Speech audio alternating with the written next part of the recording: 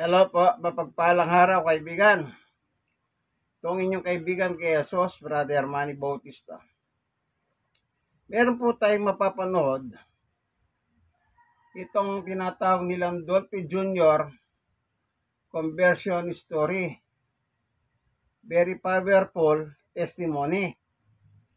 Itong si Dolphy Jr., anak po ni Dolphy, yung sikat na komedyante dito sa bansang Pilipinas at abroad. Siya po ay nabilanggo ng napakahabang panahon na meron akong napanood sa kanyang mga interview. Wala siyang kinalaman doon sa nasunog. Yung sa sinasabi nilang kasama si, yung isang artista. Ngayon patay na po pala yung artista na yun, nakasama niya sa Amerika. Na tawag dito, nakatakas yun Jerry Pons, nakatakbo ng Amerika. Itong si Dolphy Jr., siya po ang nahuli ng kanyang testimony nung napanood ko siya na kay Julius Babaw. Sabi niya kay Julius, tinanong ni Julius wala ka ba talagang kinalaman doon sa sunog? Doon sa anak ni Andy po. Sabi niya, alam ng Diyos, wala akong kasalanan. Kasi nung nangyari pala yung sunog na yon, doon sa anak ni Andy po, si Dolphy Jr. pala, nandun sa birthday ng kanyang daddy, na si Dolphy. Yan ang sinabi niya kay Julius, sa kanyang interview ni Julius, yung vlog ni Julius Babaw. Napanood ko yon. Ngayon, si Dolphy Jr. ay converted ng Kristiyano. Ibig sabihin, Christian na siya, kaya yung lahat na sinabi niya kay Julius, panigbarado. Wala siyang sabi doon. Kaya sabi niya, wala akong kasalanan. Dito makikinig kayo, ay mapapanood natin. Dito, binanggit niya yan, na wala akong kasalanan, sinabi niya sa Diyos. Yan. Paano natin, mapapanood na natin, Okay? Pero nung papunta ng Muntinlupa, nakaposas po ako Nakasakay sa BJMP. Habang tumatakbo yung sasakyan, unti-unti naman, sa isip ko lang, sinusumbatan ko, Lord. Sinasabi ko, ako yung nagro-rosaryo, ako yung nagsisimba, ako yung namamanata.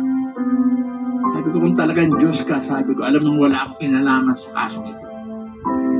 Bakit kailangan mahatulan ako ng habang buhay ng pagkabilang ko? Sabi ko, hindi ka totoong Diyos. Nagalit ako sa Diyos at nawalan ako ng paniniwalang ni Diyos. At ang naging takbo na isip ko, sabi ko, ganito lang naman pala buhay ko. Maglolo ko na rin ako. Ganito lang naman pala. Maglolo ko na rin ako sa loob. Pagpasok ko sa Muntinlupa, nakakaiyak. Pero salamat, nagkaroon ng confirmation yung testimony ko. Matagal ko nung pinapatutuo ang takbo ng bilibid. At salamat sa Lord, nagkaroon ng confirmation yung aking mga kinikwentong nahayag po sila, di ba, sa TV, sa radyo. Totoo po yun. Kaya doon sa mga kalalakihan na narito, huwag niyo nang pangarapin makarating sa Muntinlupa na. Nakakaiyak po sa bilibid. Alam niyo po sa bilibid, ang preso, basta't may pera, lahat po ng klase ng alak pwede mo mabili.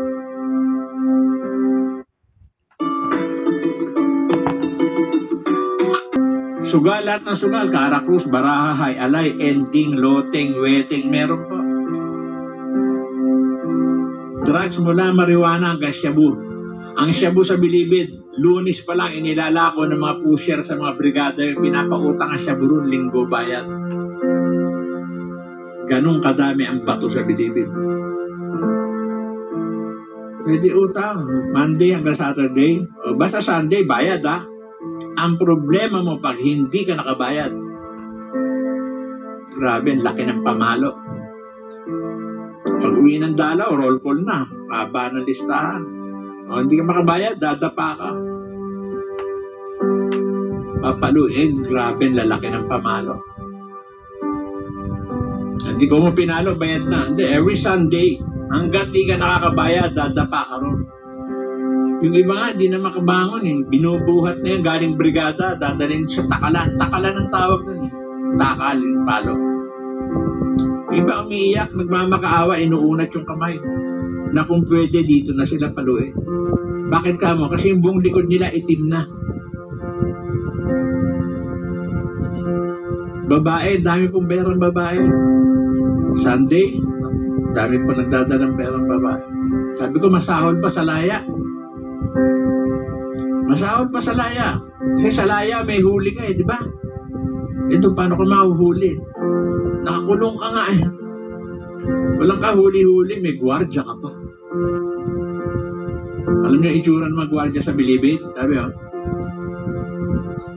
mas adik pa sa amin ng... grabe. Ako po, nakisama ako sa takbo ng bilangguan. Wala kaming ginawa, kundi uminom, nagsugal, magpato, naging worse ang buhay. Alam niyo, kung magyosi ako, 3 kaha isang araw. Malboro ako, 3 packs. Pero salamat sa Lord, alam niyo po yung daliri ko, nagkulay nicotine to eh. Pero salamat sa Lord, binalik ng Lord yung kulay. Amen? At ako po, nabulol po ako sa shabu. Hindi na ako maintindihan ng tatay ko magsalita. Pag dumadalaw, nagagalit. Sabi, ba't ganito magsalita? Pinakain mo na yung letra. Pero salamat sa Lord, nandito ako. Nagpapatutuo po, ipinapahayag ko ang kabutihan ng Panginoon Diyos. Amen? Grabe, ginawa ng shabu sa akin. Alam niyo ba yung bato? Naranasan ko sa shabu. Ako po, 2 linggo pong hindi natutulog. Grabe yung shabu. Ang tao nga kahit anong lasing, hindi na makalakad sa kalasingan, pakigupin mo, 2 higop lang. Ano, wala lasing. Ako po, 2 linggo, hindi na nga ako makalakad sa totoo lang kasi hindi naman ako kumakain. Hindi ka makakain sa bato eh. Meron ako biskuit, skyflakes. Kaso ang pinaka ako, gin. Parang sisirain ang katawan mo. Hindi na ako makalakad, nanginginig ang tuhod. Pero isip ko, buhay na buhay. Ang pinakatulog ko doon, masandala ko ng kapiraso, makapikit ng konti, pagdilat na matoot, bata.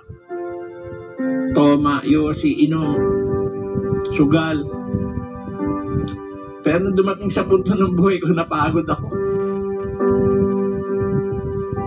Napagod ako. Isa lang pumasok sa isip ko. Meron akong Diyos na pwedeng lapitan.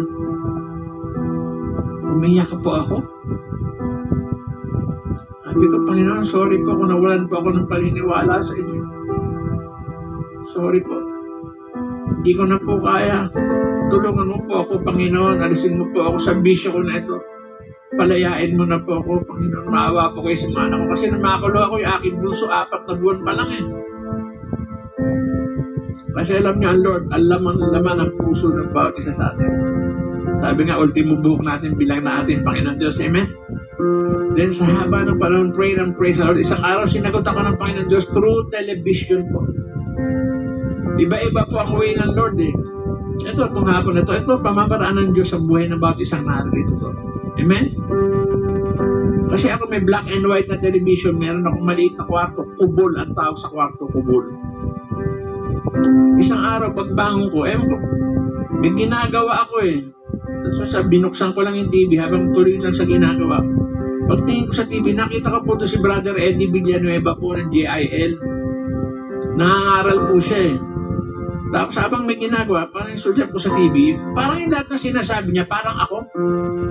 Sabi ko, sino kaya nag-chismis ng buhay ko sa kanya, di ba? Kasi parang kilala niya ako. Tapos naalala ko yung sinabi niya, hindi mahalaga sa tao ang relihiyon at dapat sa tao magkaroon ng tamang relasyon sa Panginoon. Sabi ko, parang ako yun. Yung pangalawa sinabi niya, hindi ko makakalimutan. Kayong gustong tumanggap sa Panginoon Diyos, sumunod kayo sa aking maikling panalangin, pumigit kayo at magtaas ng kamay, sumunod sa panalangin. Alam niyo mga kapatid, that was March 3 of 1994. Ako ay pumikit, nagtaas ng kamay, sumunod sa panalangin. After ng prayers na yun, meron akong naramdaman na hindi ko po kaya ipaliwanag sa inyo.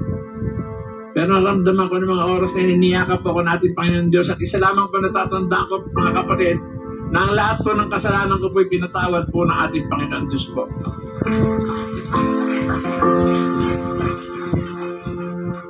Ang bait po ng Panginoon. Salamat talaga, Lord.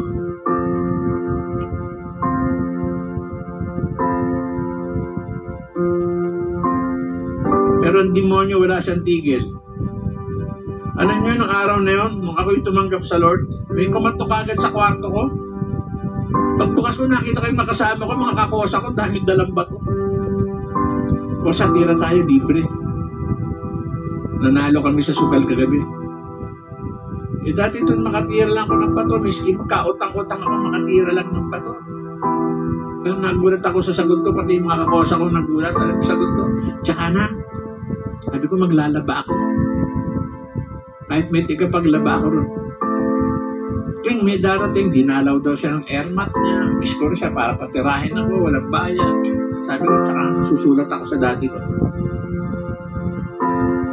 Maglilinis pa ng kwarto, mamamaraan siya, pinanggamit lahat pa ng klase ng pamamaraan ko sa tulong po ng Panginoon Diyos sa inyong Panginoon. Alam niyo mga kapatid, doon na po unting-unting nakaiwas sa mga kasama. Doon ko na po inumpisahan, hawakan po at basahin po ang banal na aklat. Alam niyo, nung una kong basahin ng Bible, yung magandang balita, yung kulay blue na Tagalog, yung makapal. Nahiya ako sa Lord eh. Kasi yung kwarto ko doon, meron yung Bible na yun. Pagkatagal na ng Bible. Hindi ko siya inahawakan. Tapos ang damputin ko, naiiyak ako kasi dumi-dumi. Daming alikabok eh. Kung ako na santo ko malinis, pinunasan ko, umiiyak ako. Sabi ko, Lord, sorry po. Hindi ko naintindi itong mga salita niyo. Patawarin mo po ako. Sabi ko, Lord, tulungan mo po ako. Wala pa akong alam dito. Bigyan mo ako, Panginoon, ng tamang mababasa ko dito. Alam niyo, hingin mo kay Lord, bibigay talaga ng Lord. Na sinabi ko, Lord, bigyan mo ako ng mababasa ko dito. Hindi ko makalimutan yung pagbukas ko ng Bible, hindi ko na siya nilipat-lipat. Dinala ng Lord yung mata ko doon sa John 1:12 na kayong mga nanalig at tumanggap sa akin ay pagkakalooban ko ng karapatang maging anak ng Diyos. Akala ko kasi yung araw dasal ako ng dasal, simba ako ng simba, anak na po ako ng Diyos. Hindi po pala kailangan pong tanggapin natin, papasukin natin sa ating puso ang ating Panginoon. Amen?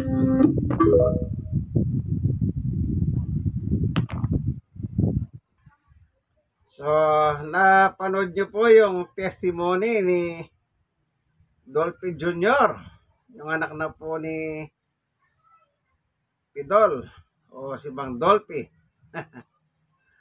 Ano po yung kanyang patutuho. Kaya nga very powerful. Isipin niyo po, napunta po siya sa impyerno. Ano? Ako, hindi ko alam na kung anong kalakaran doon sa Muntinlupa ha. Kasi hindi naman ako namumunti. Hindi ako nakarating doon. Pero si Dolphy Jr. nakulong doon. Kaya pinatutuho niya na yung Muntinlupa ay impyerno na. Yan po ang dako ng impyerno. Sabi niya, may gwardya ka, sino pang uuli sa'yo doon? Sipin niyo po, araw ng linggo, Lord's Day, mga babae.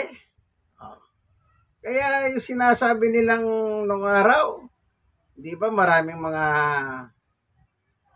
nabalita na mga babae nang ini-interview nila, nagtitinda daw sila ng lupa.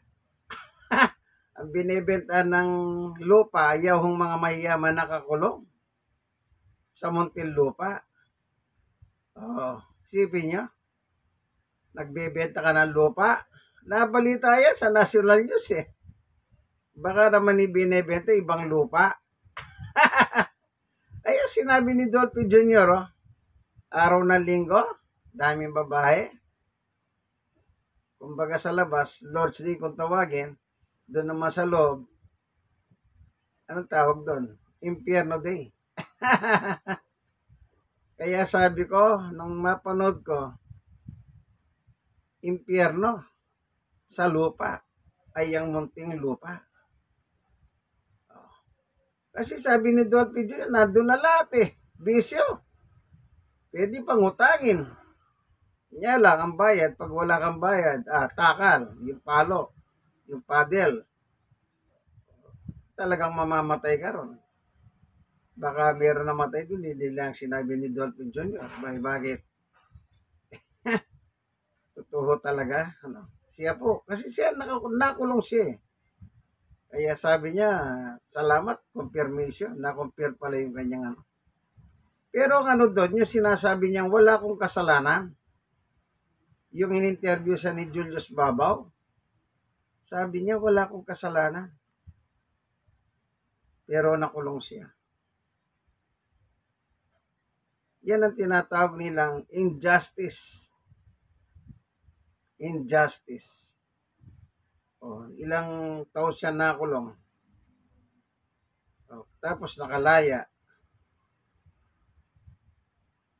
Ang mahalaga dito, meron pa akong isang napanood kay Dolphy Jr. Sabi niya, nagpapasalamat ako sa mga taon nagpakulong sa akin.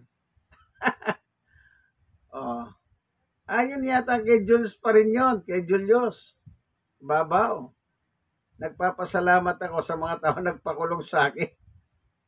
Eh bakit siya nagpapasalamat? Eh doon niya nakilala si Jesus sa pamamagitan ng programa ni Brother Hedy Villanueva ng GI Hell. Sabi niya, di po ba, meron siyang TV black and white, meron siyang kubol, binuksan niya, at ang sabi daw ni Brother Hedy, at si Brother Hedy, napapanood ko, ganun din ang kanya salita. Hindi religion ang magano sa iyo, kundi yung relasyon mo kay Jesus. Tama po naman yon. Yan ang nangyayari ngayon, puro religion. Pumasok na sa lahat ng reliyon. Magtataka ka, sabi nila, nakadalawa na ako reliyon. Hindi ko malaman alin ang totoo dito. Ang maganda po sinabi dito ni Dolphy Jr., yung nabasa niya na nagalit siya sa Diyos, kung tutukan Diyos, bakit ako na ganito, nangyari, nakulong, na wala akong kasalanan. Yun nga po, yung araw na sunog pa lang yun, ay kasama niyang kanyang daddy, isang birthday sa bahay ni Dolphy. Yun ang nakapagtataka, paano nila masabing nandun siya sa sunog, eh samantalang kasama ni Dolphy. At ano mo, ang hindi ko maintindihan doon, yung judge ha, siyempre yung judge kukuha siyang testimony doon sa nakakita sa kanya, doon sa birthday. Ganon po yun eh, maglalabas ng ebidensya Dolphy Jr. para patunayan, wala ako sa sunog na yan. Doon kay Yandy po, yung anak ni Yandy po. Ano po? Tsaka si ano pala, yung si Mina Aragon ba, yung sa Viva. Nasunog po yung anak nila, no? Kaya, ewan ko, ano ba talaga? Ano ba talaga, kuya? Kasi kung ikaw ang judge, o magpipresent si Dolphy Jr. ng testimony ng mga taong nakasaksi sa kanya, ewan ko kung meron na CCTV nun. Mas maganda kung meron CCTV ron, ano? Para makita talaga nandun sa birthday. Pero bakit siya nakulong? At kaya nga sabi niya, salamat sa mga nagpakulong sa akin. Ang tanong ni Julius, napatawad mo na ba sila? Pinatawad ko na, sabi niya.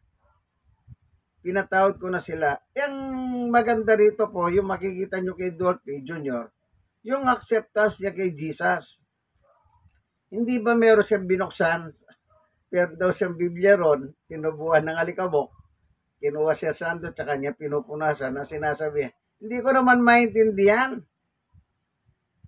Sabi niya. So, yung pinaintindi pala ng Panginoon sa kanya ay walang iba, yung nakasulat sa 1:12 na binanggit niya. O, tignan natin, ano? Itong ginagawak kong Biblia ngayon, Magandang Balita Biblia, Catholic Edition. So, yung hawak niya, sinasabi niya, yung makapal, kulay blue, iyon ay mga pinamimigay po talaga sa mga hospital, opisina, yung mga ganito, sa eskwelahan, sa mga bilangguan. Pinamimigay po talaga ito, libre. Ito, galing din sa preso ito.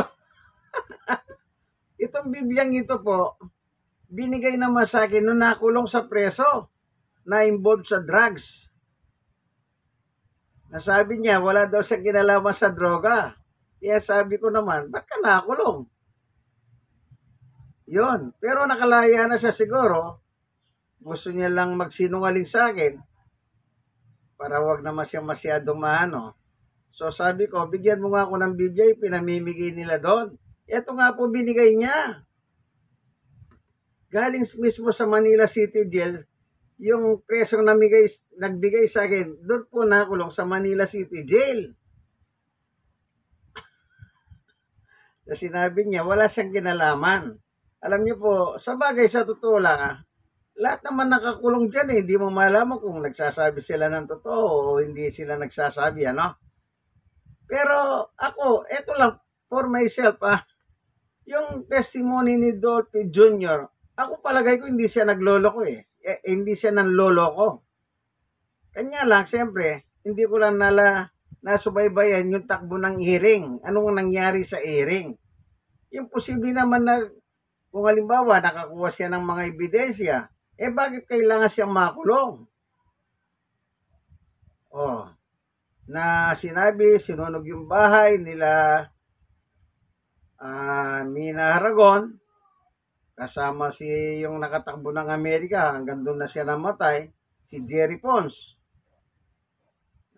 Kumbaga, ewan. Basta yung ako, ang sabi niya sa akin, kanya-kanya ng parahan yung Diyos. Kumbaga, para sa kanya, parahan ng Diyos, yung nakapanood siya ng programa sa television na religious. Ito nga ang GIL kay Brother Hedy Villanueva. Kanya sabi niya, itong mga demonyo. Pagkatapos niya manood ng TV kay Brother Hedy, kumatok na yung mga demonyo at yung dala yung mga Cebu na walang bayad. Hallelujah. Kaya yung impyerno sa lupa, kung gusto niyo yung impyerno, ayun, Muntinlupa. Yung pugad ni Satanas. Ang Diyos doon si Satanas eh. Bakit? Doon na lahat ang bisyo eh. Sabi niya, araw-araw. Bisyo. Kita niya. At hindi lang yung pag nanonood ka ng mga balita nung araw. Yun nga, sabi ko, mga babae, magaganda, mga celebrity pa. In-interview sila nung ginagawa sa Muntinlupa. Sabi, nagbebenta ng lupa. Baka naman yung lupa niya, binebenta niya rin. At yung binebenta niya, yung mga may pera. Yung mga involved sa carjacking, kung ano-ano na. Nabalita po yun eh. Siyempre, kung celebrity ka, medyo may alaga yung binebenta mong lupa. Pero yung iba, pag hindi nila maintindihan niya, wala sila. Pero ako, in myself, yung lupa rin, yung pek-pek ng babae. Yan ang, alang naman mag-ahead di pa ng lupa at ang bibentahan, preso. Para bibili ng lupa, halimbawa yung lupa nasa ganitong lugar. Paano pa siya makakapag-sightseeing doon? Hindi na. Kaya nga yun. Okay. Yung sinabi ni Dolphy Jr., talagang maganda yon, yung sinulat ni Juan sa 1:12. Ito yung hawak ko po, magandang balita Biblia. Babasahin ko. Kasi binanggit ni Dolphy Jr. yun. Gagawin tayo para hindi tayo magkamali ng basa. Ito.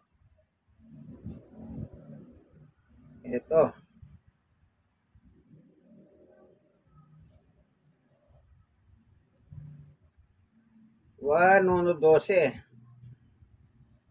Simulan natin sa 10. Dumating ang salita sa sanlibutan, ngunit hindi siya kinilala na sanlibutan ito na nilikha sa pamamagitan niya. 11. Pumunta siya sa kanyang bayan, ngunit hindi siya tinanggap ng sarili niyang kababayan. 12. Ito na po yung 12. Subalit ang lahat ng tumanggap at sumampalataya sa kanya ay binigyan niya ng karapatan maging mga anak ng Diyos. Yun. 13. Sila ay naging mga anak ng Diyos hindi dahil sa sinilang sila ayon sa kalikasan o kagustuhan o kagagawan ng tao, kundi ayon sa kalooban ng Diyos. 14. Naging tao ang salita at nanirahan sa piling namin.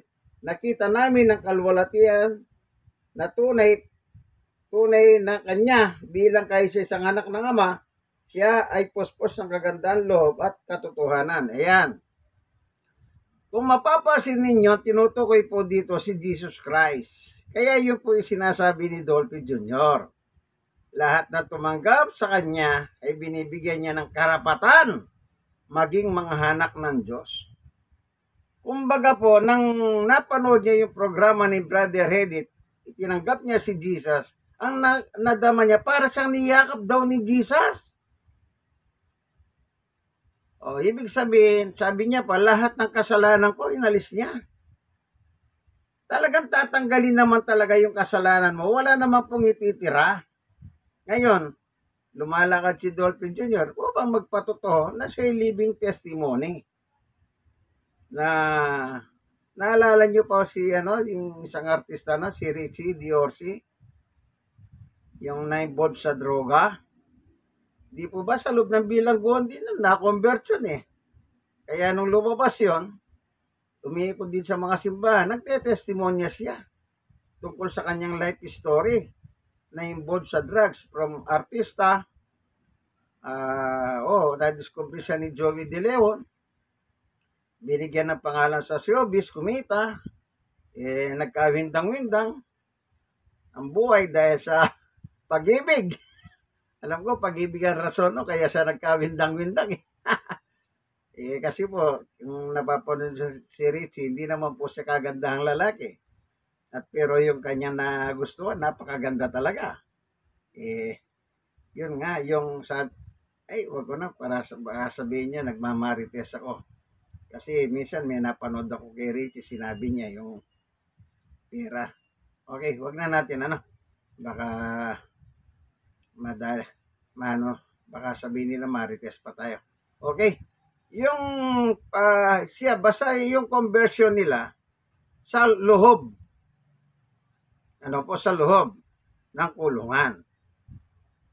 Ngayon, hindi naman kailangan makulong kayo, kaya sabi niya nga, wag nyo nang naisin makarating sa Muntinlupa eh. Sabi ni Dolphy Jr. sa kanyang testimony.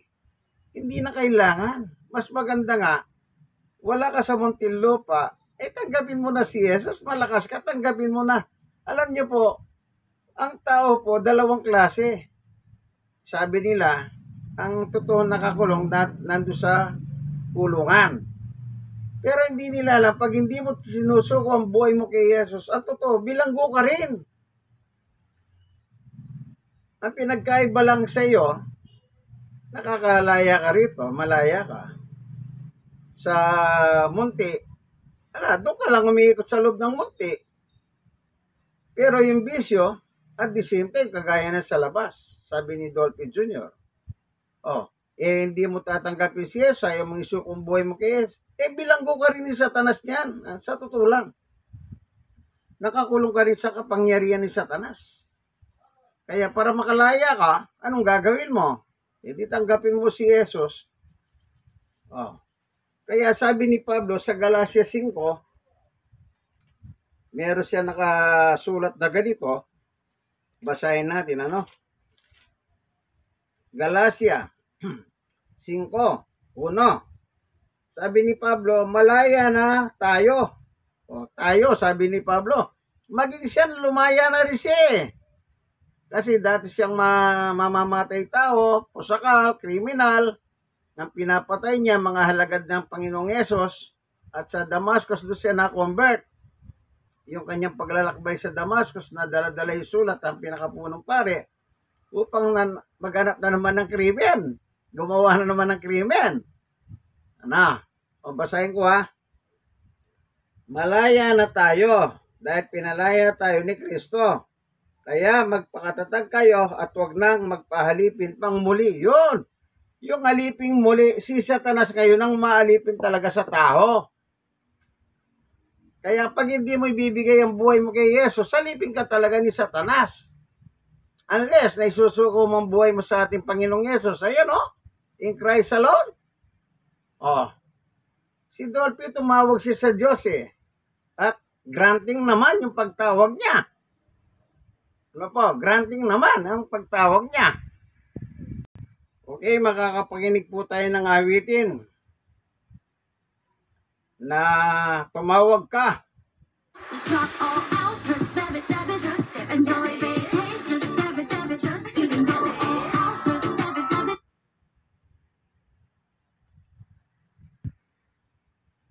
Ayan, ano?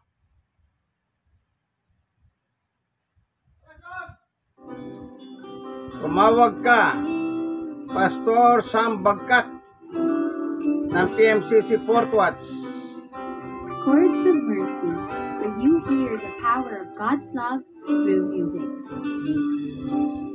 Minsan ay dumarating ang mga pagsubok sa buhay mo na para bang nag-aalinlangan ka sa Panginoon. Nag-iisip ka kung ano ang iyong gawin, ngunit nanatili pa rin sa buhay mo. Huwag mawalan ng pag-asa, kaibigan. Amen! Ang mga pagsubok sa'yo'y tumaraan lamang. Asahan mong may handang tutulong sa'yo na dilitibay si Yesu Kristo.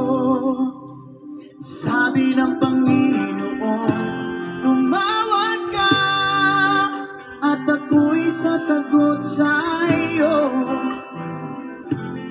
at ako'y magpapakita ng mga bagay na di mo pa nakita.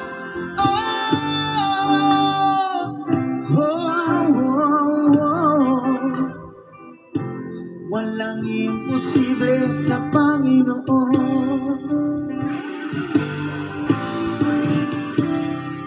Bakit minsan kay dali nating lumbimot sa Panginoon sa oras na tayo'y sagana?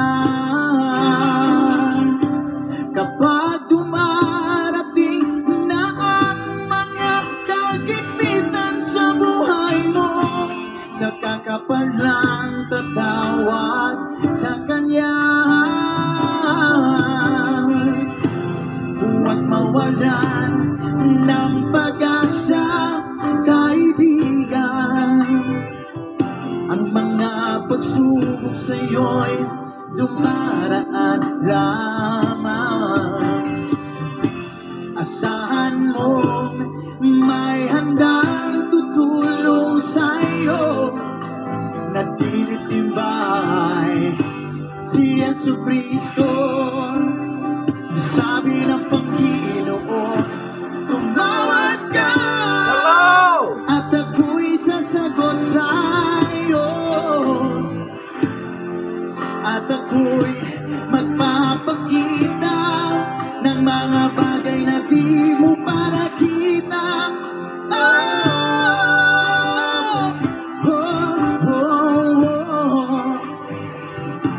Walang imposible sa Panginoon.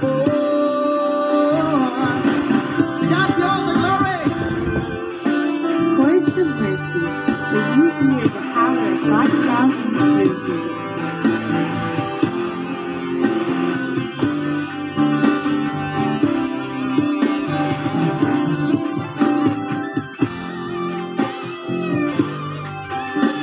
Hello! Sabi title, tumawag ka. Kaya si Dolphin Jr. tumawag sa Diyos. Amen! Granting! Sabi ng Panginoon, tumawag ka at ako'y sasagot sa'yo. Amen! Amen! Amen! At ako'y magpapakita ng mga bagay na di mo pa nakita.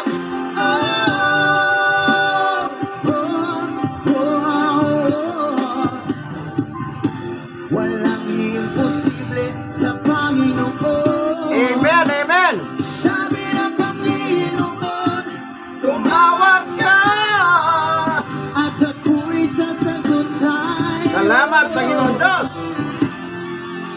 At ako'y magpapakita ng mga bagay na di mo pa nakita. Oh, oh, oh, oh. Walang imposible sa Panginoon. Walang imposible sa Panginoon. Walang imposible.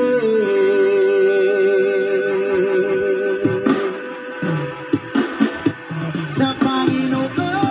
Amen!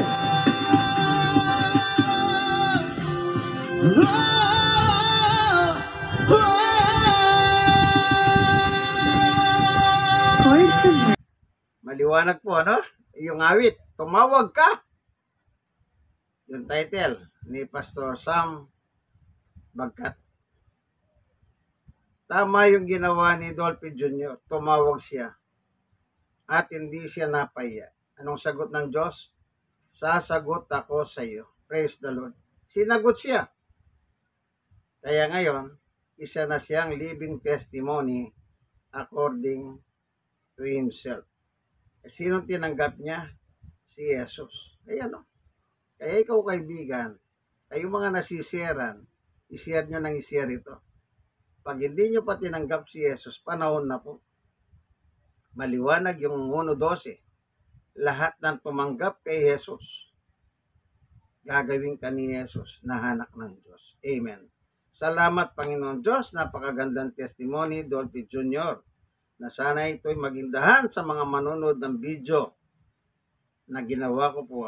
Salamat po. Ito po ang aking pagkakatiwala sa iyo, Diyos, sa ngalan ni Jesus. Amen. Kaibigan, ito po ang inyong kaibigan kay Jesus, Brother Manny Bautista. Like, share na share. Kayo mga nasisiran, i-share nyo rin po sa iba. Hindi naman po masama ito eh. Yung iba nga, yung malalaswa, sinishare nila. Yung mga malalaswa ba, kulang na lang, magubad-ubad na talaga. Yung iba talaga, meron na nakahubad. Sinishare pa nila sa social media. Eh ano yan, ang mga satanas yan. Sabi nga ni Dolphy Jr., araw ng linggo, daming babae. Lord's Day sa labas, Demonyo Day naman sa loob ng Muntinlupa. Kaya yan ang impyerno sa lupa. Sa Muntinlupa. Hindi po, hanggang dito na lamang, God bless us all po. Ang katotohanan, ayon sa Magandang Balita, Biblia Catholic Edition. Bye-bye!